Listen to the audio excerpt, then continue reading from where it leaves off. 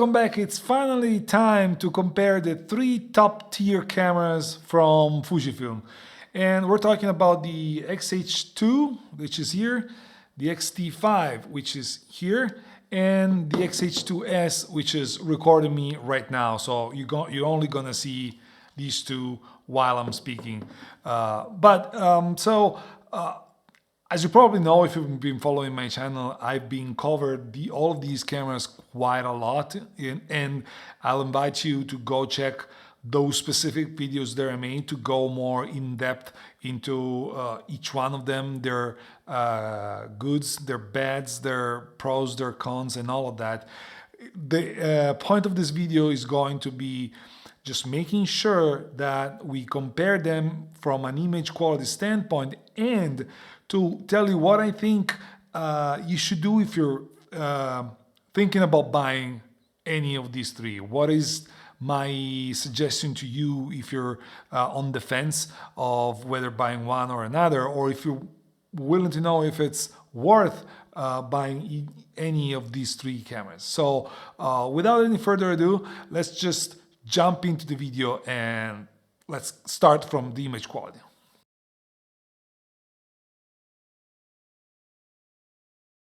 Speaking of image quality, of course, you know that the X-H2s, again, which is recording me right now, has a 26 megapixel stacked sensor, and X-H2 and X-T5 have the brand new 40 megapixel sensor that they're all brand new sensor, if I'm being honest.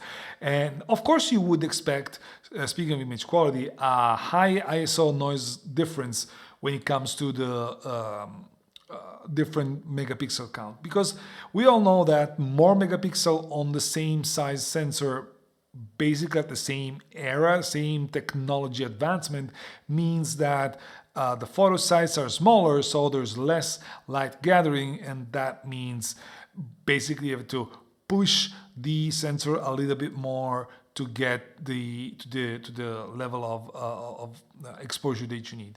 On top of that, the 40 megapixel count cameras start from a slightly lower base ISO, which is 125 versus 160. So when you compare them at the same ISO level, there's also that 1/3 of a stop difference that adds up to the potential difference that you can see. And let's just start from saying that of course, for the purpose of this analysis, when I say X-H2 or X-T5, it's the same. They share the same sensor, the same processor, and all of that. So from an image quality, we're talking about the same thing. So let's start by saying that the high ISO noise performance is basically nothing to even think about when it comes to 800 ISO. You can shoot pretty much without an issue at that high ISO level, and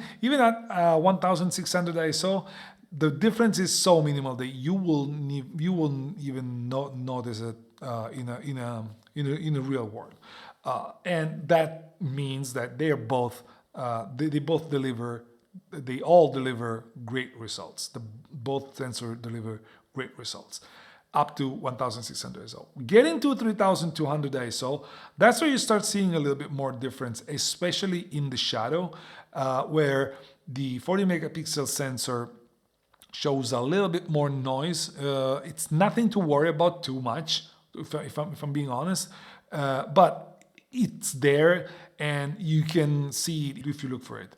Now, mind you, at that ISO count, 3200, you still have great details, great sharpness. The image quality doesn't degrade that much. That means no chroma noise, very sharp image, and very usable image. Now, mind you, you're looking at a very clean light. We're going to talk about a more awful light in just a second. Going even above 3200 ISO, so meaning 6400 ISO, the difference starts to becoming more noticeable. Both cameras start to introduce a visible noise at 6400 ISO, but with the X-H2, so meaning with the 40 megapixel sensor, you can definitely see a bit of chroma noise, a bit more chroma noise creeping into the picture. Mind you, details and sharpness are still there, so you're not losing the image is not getting crushed by the camera, but you start to seeing a noticeable difference between the two cameras, again, especially in the shadows. I would personally have no issue using both with a decent exposure. I would have personally no issues using both as 6400 ISO, but it's worth mentioning that the difference is there and it's somehow visible. Going beyond 6400 ISO, so going towards 12800, the difference, it's even more noticeable. We can say it's about a stop of a difference starting when you start to get there. Well, where the X-H2s is definitely usable at 12800 ISO. Again, in ideal conditions, while the X-H2s definitely the X-H2, shows a lot more chroma noise and blacks starts to become gray, starts to have some kind of degradation on the accuracy of colors. Again, the sharpness is still there. It's not that you losing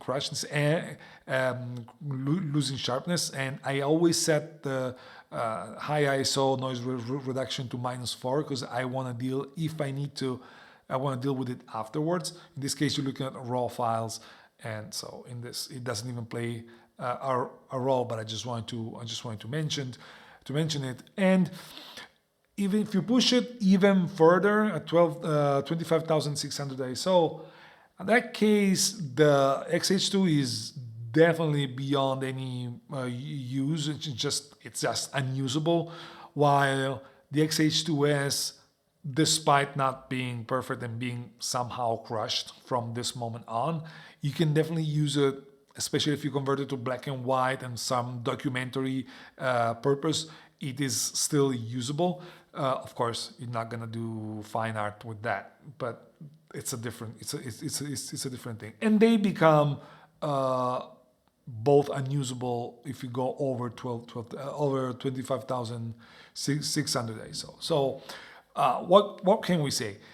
Basically, as I said, up to 3,200 ISO, it's not a big deal. I would use them without any particular issue. I can push the X-H2s, so the 26 megapixel sensor, a little bit more if I need to, because I know I have that little bit of margin, extra margin on the shadows, on the high ISO in general. But what is worth being mentioned is that when it comes to non-optimal light sources, so very color-casted sources, those sources that crush your sensor, that's where you start seeing a lot more noise getting generated, even at lower high ISO settings. You can get, if the light is weird, you can get noise even at 1600 ISO.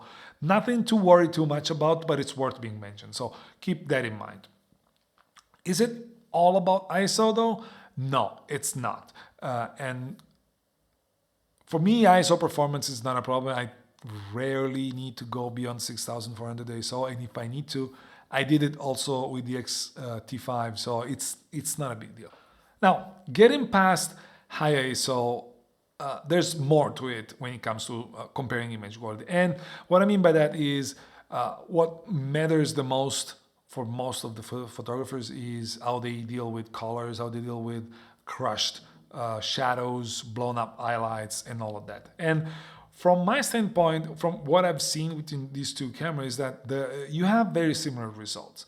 That means you can use all of these cameras in the same shooting, and if you set them the same, you're gonna get pretty much the same setting, unless the same results, unless you completely screwed something, and in that case, there may be a little bit of a difference. But with normal settings, you can get away with it pretty easily. Now, you can notice that with the 40 megapixel sensor, you have, of course, more sharpness. that's more resolution, and that goes without saying. You get a more sensor with more resolution that with the right lens translates into more resolution in the final result, and that again goes without saying. But the 40 megapixel sensor seems to have a little bit of a crispness and color depth that seems to be a little bit better. It's hard to show, and it's something that when you use them, your eyes starts to notice it. And again, it's really hard to show in a comparison, but believe me, it's something you can definitely see, especially like blacks are deeper in the 40 megapixel sensor. On the other hand, what I realized that you have a little bit more dynamic range on the 26 megapixel sensor. That means same exposure settings at the same time, same lens, same everything, same position. I got better highlight retention with the 26 megapixel sensor stacked than I did with the 40 megapixel sensor. Other than that, you can get pretty much the same level of recovery in the highlights and shadows. And basically you can get between 1 and 2 stops in the highlights. If sometimes with 2 stops in the highlights you can get weird results. With 1 stop it's easy, but when you go 2 stops beyond your exposure level, sometimes you cannot recover it all. While in the shadows you can easily go 4 stops, recovering 4 stops of shadows, and it's not gonna affect your image almost at all. There's a little bit of noise in the darkest areas, but other than that, you can definitely recover 4 stops easily.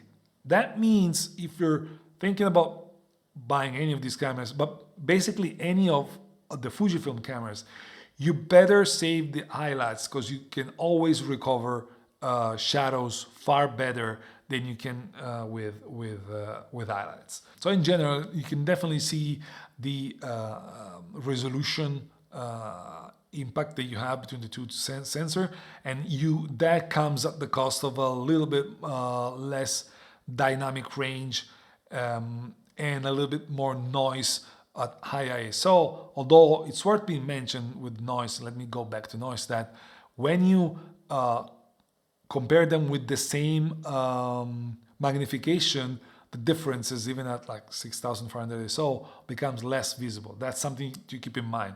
At the end of the day, when you're printing to a size. You're not blowing the image at 100%. So keep that in mind as well. So what I was saying, more resolution come at the cost of a slightly more noise if zoomed in at 100% and a little bit less dynamic range. But other than that, the two sensors, so the 3 cameras, are very comparable one with each other when it comes to the image quality. One thing that is worth being mentioned, with the 40 megapixel sensor, you definitely get a huge boost in resolution if you can, if you're interested in static subject.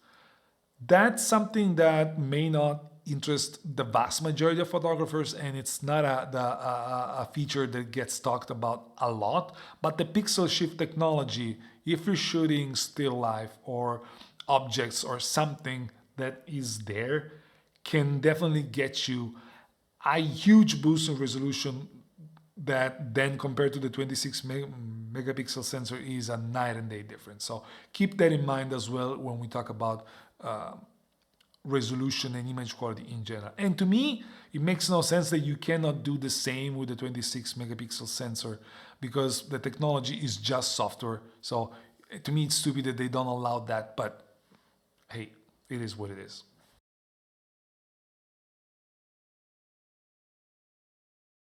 When it comes to video, the different sensor technology makes a whole lot of a difference in features and usability of the cameras. Now, there's 2 cameras that are more video-centric than the third one. The X-H2 line is way more video-centric than the X-T5. And we're gonna get into details a little bit in just a second, but let's just say that If you look at the headlines, the X-H2 has 8K, the X-H2 has 4K HQ, so the 40 megapixel sensor seems to be better for video.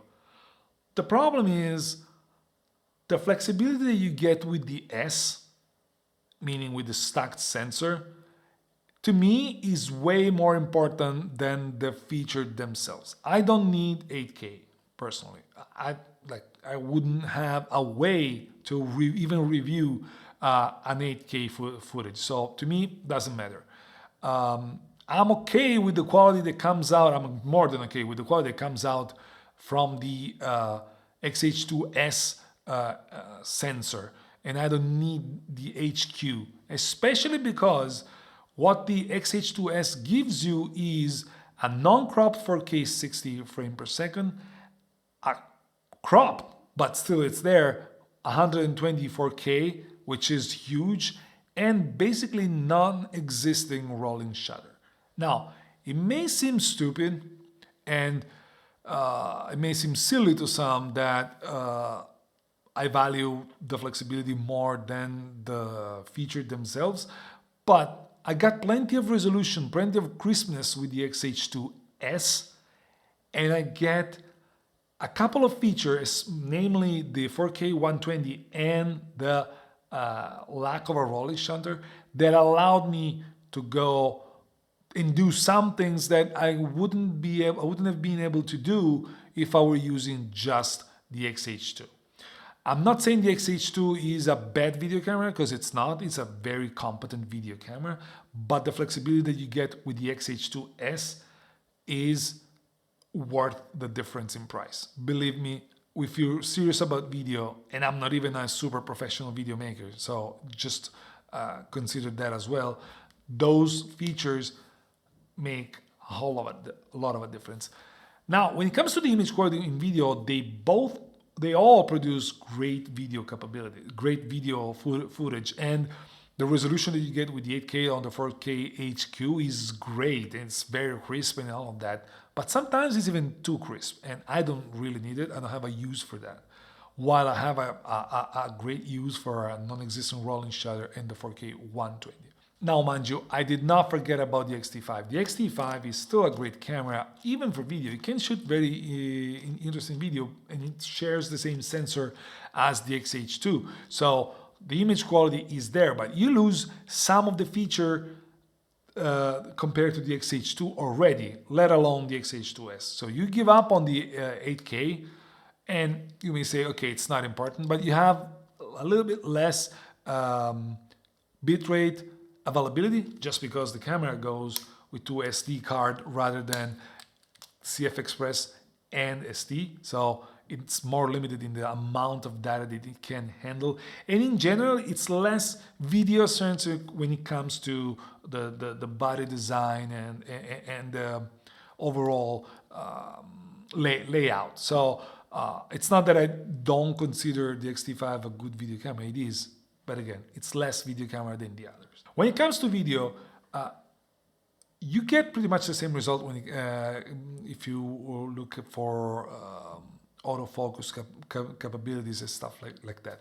The huge jump, generational jump that we had with these cameras compared to the previous generation makes it worth thinking about buying one of these cameras, just because it's so good at tracking and at improving the continuous autofocus especially. It is very night and day difference. Don't believe those who say it's pretty much the same thing. It's not. It's not. If you've used them for a long time, it is definitely not the same thing. And those things alone makes sense on their own. The one thing that bothers me, actually there's two things that bother me when it comes to the shooting video with Fuji in general, is that when there's more faces in a frame, sometimes the original subject you were tracking gets lost and the focus switches on someone else. That is annoying. A bit more stickiness from that standpoint would not hurt at all. And one last thing, and I think it's more lens related than autofocus system related, is it is very difficult to come up with smooth focusing changes, focusing, racking and pulling if you're relying on autofocus. There's always that little bit of hesitation at some point that ruins the smoothness of the footage, and there's nothing you can change in the menus to make it go away. So if there's something that Fuji needs to work on desperately, that is what I would focus on when it comes to video, meaning more video-centric lenses and more video-centric way of focusing, and even stabilizing, but that's another story.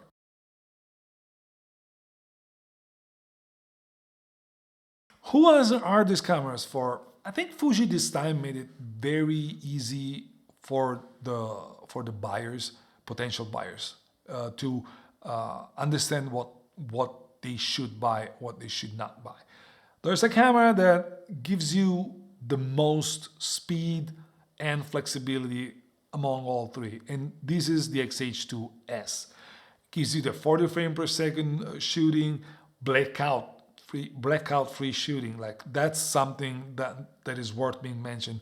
It's got basically no rolling shutter. It is very fast in all the aspects, and the autofocus is just a little bit better than the other two, thanks to the stacked sensor that allows for a faster readout from the focusing sensors. And in general, it's a better camera when it comes to video. It's a more flexible camera when it comes to video.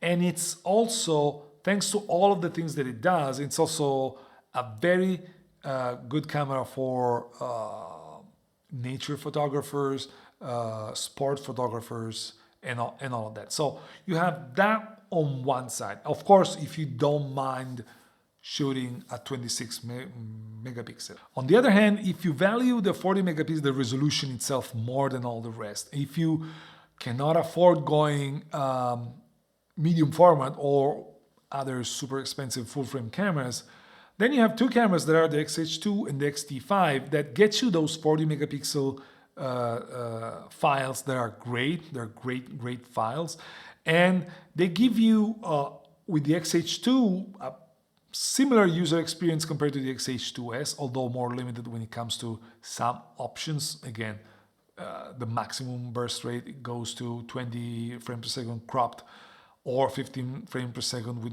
mechanical shutter. And another camera like the X-T5, which has different layout, different controls, and all of that.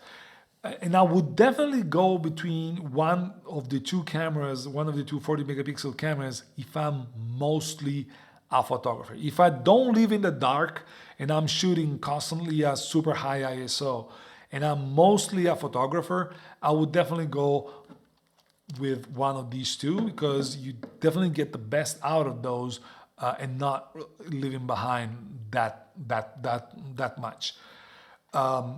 The differentiation factor between the two is basically the control layout. We all love, and we've all loved forever, the XT line controls with all the tactile dials and all of that. And the fact that the camera is now back to its original design with a tilty screen, but not the flippy one, it's basically makes the X-T5 an X-T3 on steroids. And between all the cameras, the X-T5 is definitely the one that makes you want to use it more than the others. So the way I see it is basically that the X-H2 line is, and I've said that before, is a series of cameras that are tools for professionals to get the job done. They kind of lost part of the Fujifilm soul in the process of becoming professional tools, but they are still great tools. The grip, the hand grip is incredible. The flippy screen is something that is priceless for some. The fact that you have the display is very important. The customizable functions over here make a lot of a difference. Although, as I said in another video, there's sometimes they're even they lock too many things up. But in general, these are tools. The X-H2 and X-H2s are tools, while the X-T5 is, in my opinion, don't kill me for that, but in my opinion, is an amateur camera that can be used by professionals that know exactly what they're giving up when they're choosing to go for an X-T5 compared to the X-H2 kind of professional line of cameras. If you're a photographer, you shoot for yourself, and you want to be inspired, I would definitely go towards the XT line, the X-T5 itself, because it's a great camera. It's got everything you can possibly ask, and it's built great. It's got no flaws from a build quality standpoint. Honestly, it's an enjoyable camera, and I would be more, if I was only doing photography, I would definitely go with this. I would not look at the X-H2s. But again, the X-H2 is built for those who need reliable tool. I dropped the X-H2 with the 56mm from a pretty decent height. No damages at all. It was the X-H2s, but it's the same. No damages at all. It's like nothing has happened. And that to me is something that you cannot overlook if you're making money with these tools. One thing that I've never mentioned, so from my last video when I spoke about the X-H2 and the way it is a really trusted and reliable camera, I had one issue that happened to me with both the X-H2 and the X-H2s, and it happened to me at the same time while I was doing shooting a pretty important event. I had an issue.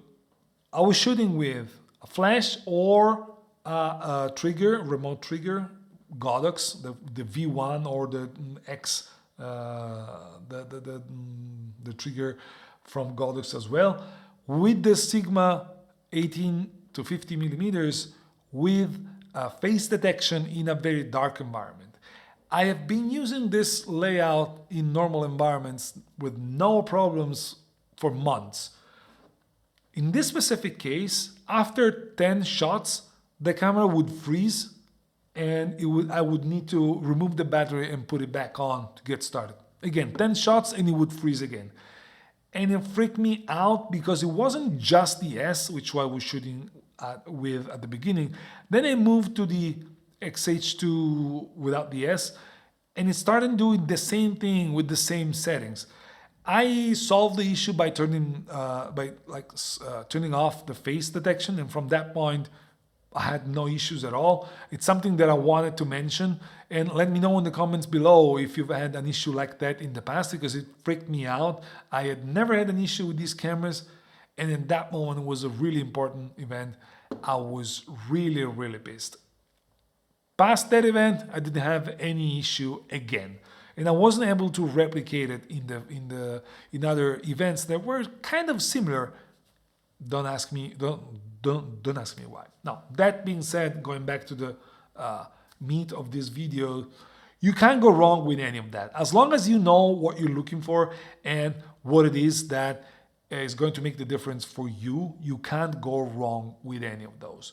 Now, should you upgrade to any of these cameras? Is it something that is a must? I would say no. If you're happy with what you have right now and you don't feel the need for an improved autofocusing system or more megapixels, or you definitely need to get rid of the rolling shutter, I would stay with the camera that you have, just because if you like it and if it's delivering what you needed, if it ain't broke, why fix it? On the other hand, if you think that you're gonna get way more cheaper with a better autofocusing system, if you need the resolution, if you need the pixel shift technology, if you need the stacked sensor, if you need all of that, you can definitely upgrade to these cameras, because they are really, really, really good. Now, apologies for the length of this video. I know it was way more than I should have, but that's me. You know, my videos are pretty long. I thank you for sticking, if you have to, if you stick to the end of this video, and let me know in the comments below if there's something more you want to know, if there's something that I did not address that you want me to address in another video or in the comments. Let me know if you've had issues like the one that I reported. Let me know if you're planning on buying any of these cameras, and in general, just interact with me. I always like to interact with people when they have questions and they want to just share their opinion. As usual, I will ask you to subscribe if you haven't. Leave me a thumbs up. And today I went too long. That's it. I'll see you in the next one. Bye bye.